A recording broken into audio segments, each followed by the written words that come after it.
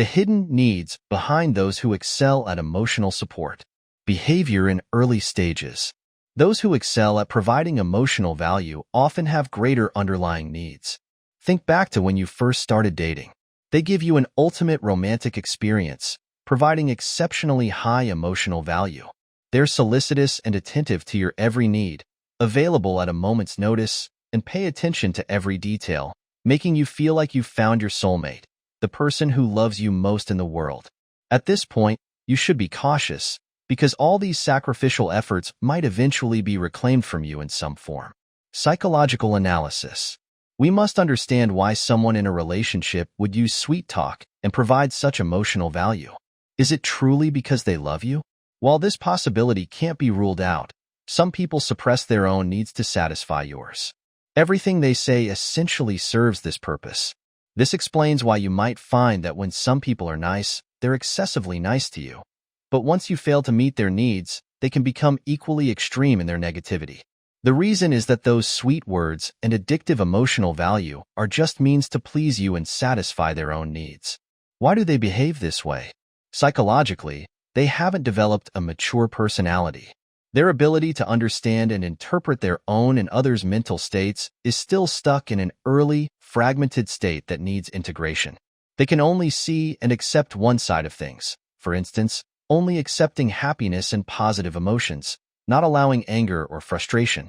They can only accept others fulfilling their needs and loving them in an idealized state, unable to accept rejection or the negative state of not being loved. Impact of childhood experiences. So, when you're with such a person, things might be fine when the relationship is good, and the emotional intensity can be particularly high.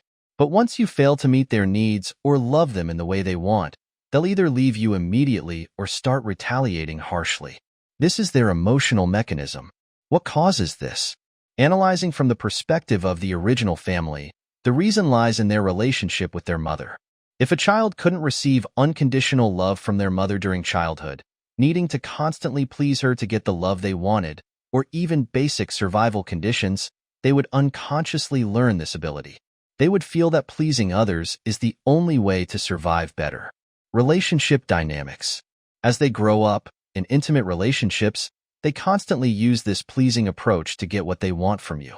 Essentially, this isn't them loving you from the heart or expressing love for you. Rather, it's a survival mechanism they've become accustomed to. They didn't complete integration when they were young, so their entire being exists in a psychologically split state, perceiving the world in a wishful manner. They believe that as long as they're nice to you and constantly please you, you'll meet their needs and help them survive better. Once you fail to do so, they project you as an entirely bad image. Because they grew up with a sense of lack, they easily project all relationships around them as parent-child relationships, with themselves as the child and you as their ideal parent. As long as you can bring them their ideal experience, you're a good parent, and they'll love you more. Once you're not, if you criticize them or want to leave them, you become a bad parent, and they'll hate you. This is why some people can flip faster than turning a page. One second they love you to death, and the next they're furious over something inexplicable, seeing you as bad, as scum, cutting ties with you and wanting to break up.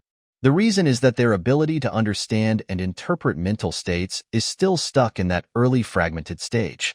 They haven't completed self-integration, so they view relationships in this all-or-nothing way, either all good or all bad. And you might get caught up in their mood swings, even wondering if you're not doing enough, leading to self-doubt and internal struggle. But in fact, these so-called emotions have nothing to do with you. They're caused by their own internal mental models. They can never truly love someone or genuinely empathize from another person's perspective. So remember, when choosing a partner, don't be infatuated with someone's sweet talk and emotional value.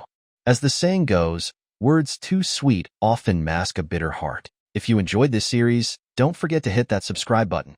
Your free likes are the greatest encouragement for me. Thanks for watching, and see you in the next video.